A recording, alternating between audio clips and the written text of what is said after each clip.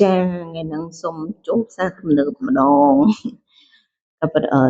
អាសាចូលនៅនឹងតែគ្រាន់តែចេះតែអត់បានថតដល់ពេលឥឡូវអត់ទេកុំឲ្យខាត់ពេលខាត់វេលាគោលដៅរបស់ខ្ញុំថ្ងៃហ្នឹងនឹងទៅរកអីអត់ខ្ញុំទៅរោងកម្មជប៉ុនតែលទ្ធផលចុងក្រោយទៅដល់សួនអ្នកលក់បងអើយអស់ឡើង2 3ថ្ងៃអត់តាមចូលស្តុកខូចចិត្តជាដំណំមូលហេតុអីខូចចិត្តជាដំណំបើគោលដៅយើងទៅរកហ្នឹងវាអត់មានអត់ទិញទេផ្លែឈើក៏ review ហាងឲ្យមើលទៅនេះ review ហាងមានលក់អីទេអត់មានបានទិញផ្លែឈើទេអើយចឹងដូរផែនការភ្លាមគាត់លើខាងកម្មជប៉ុនអត់មានខ្ញុំដូរផែនការភ្លាមខ្ញុំទិញអើយទឹកផ្លែឈើទឹកក្រូចហើយនឹងទៅដោះគោស្រស់យកមកទៅដាក់ទូក្លាសេទុកហូបយប់ឡើងអញ្ចឹងព្រោះឯកសារខ្ញុំរៀនយប់ជ្រៅអញ្ចឹងខ្ញុំធ្វើការមានផ្លែឈើក៏ដូចជាពងមាន់ឬពងទាស្ងោរហើយនឹងទៅដោះគោឆៅឬមួយក៏ទឹកក្រូចច្បាច់ខូចអីអញ្ចឹងទៅដាក់ក្លាសេក្នុងទូអញ្ចឹងណាព្រោះអីធម្មតាយើងគេងអត់គ្រប់គ្រាន់យើងស្រីផងច្រឡក់កក់ដូចស្អីចឹងមានតែរោរបស់គឺខ្លះអញ្ចឹងខ្លាចធាត់ដែរតែដឹងធ្វើម៉េចបើអត់ឆ្លៀតហូបខ្លះវាធ្វើឲ្យកាយសម្បទាយើងអត់សូវរឹងមាំនេះបន្លាយអញ្ចឹងណានេះឃើញអត់មានមួយមុខតិចដែរអញ្ចឹងណាដោយសារដូចនិយាយអញ្ចឹងប្រជាជនយើងនៅតាមខេត្តតាមជនបទច្រើននឹងគេទាំងខ្ញុំមកហូបអីមិនដែលចូលហាងទិញអីទេ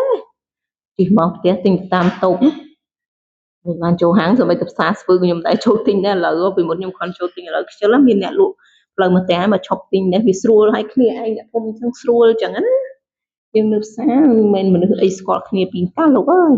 ខ្ញុំមានណាខ្ញុំទិញទៅដោះគោស្រស់ខ្ញុំដាក់ទូហើយនឹងទៅខូចច្បាច់ចឹងទៅខ្ញុំដាក់ទៅវាចង់និយាយថាតាមកន្លែងបោះដុំខ្លះក៏វាមិនមែនអត់តែរបស់អញ្ចឹងវាមានតែគ្រាន់ថាយើងមានទៅទិញច្រើនអីណាគេបោះដុំគេមួយបោះដុំចូលពីនឹងយើងទិញ10 2 10អីចូលហាងទៅខុសត្រូវគ្នាតិចតួចវាងាយជាងយើងចូលទៅដល់យើងចាប់យកអញ្ចឹងកន្លែងបោះដុំយើងទៅទិញ10 2 10គេកន្លែងជាប់គិតលុយគិតអីឲ្យអ្នកបោះដុំអីមួយដុំអីគេអញ្ចឹងណាមិនឡាទៅកន្លែងនោះអីទេហើយឥឡូវនេះម្ដងកន្លែងខាងថៃសាច់ម្ដងថៃសាម៉ុនថៃអីចឹងណានេះ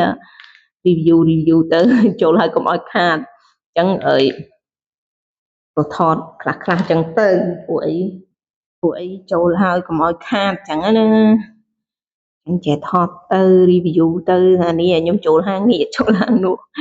អត់ទេមែនតាអ្នកខ្លះយើងអត់ដែលបង្ហាញ review ពី background របស់យើងឃើញយើងហ្នឹងរៀងមើលលើមើលក្រោមចង់មើលងាវយើងតាមែនមនុស្សសម័យឥឡូវយើងធ្វើខ្លួនធម្មតាសាមញ្ញដល់ពេលយើងបញ្ចេញអីមួយអូយសឹកយើងនឹងចេះយើងនឹងចោះដល់ពេលគាត់ជួនអីឃើញយើងធ្វើអីមួយឬអីមួយហ្នឹងចេះចោះលោតនេះខ្ញុំមកទិញប្រភេទទឹកផ្លែឈើខ្ញុំទិញយកទឹកក្រូចហើយនឹងដោះគោស្រស់ទៅទុកញ៉ាំអញ្ចឹងខ្ញុំយកពួកទឹកក្រូចនេះមួយហើយនឹងទឹកដោះគោស្រស់មួយចឹងទៅកុំឲ្យថាមកហើយអត់មានអីចេញទៅវិញចឹងបើគោលដៅយើងកម្មខាងរោងកម្មជប៉ុនជួយទិញកម្មជប៉ុនរហូតដល់ធ្វើចុងក្រោយឯងលែវអត់មានចឹងចាំមើលមួយថ្ងៃពីរទៀតចាំឆ្លៀតទៅឈៀងទៅចូលមើលទៀតថាមានអត់ចឹងណានេះសិតទឹកក្រូចទឹកអីចឹងណាធម្មតាយកមកដាក់ទូដាក់អីខ្លះសេទៅនេះខ្ញុំឥឡូវម្ដងកន្លែងទៅដោះគោខ្ញុំអត់ទិញអាក្នុងទូនោះទេខ្ញុំនេះអានោះបោះថៃខ្ញុំទិញនេះអាពួក10ចែកដូចជាខ្ញុំទិញហ្នឹងទិញបោះអាមេរិកទៅដោះគោបោះអាមេរិកនិយាយយ៉ាងមានអីគេទេចូលហើយកុំឲ្យខាត់ដៃចឹងណា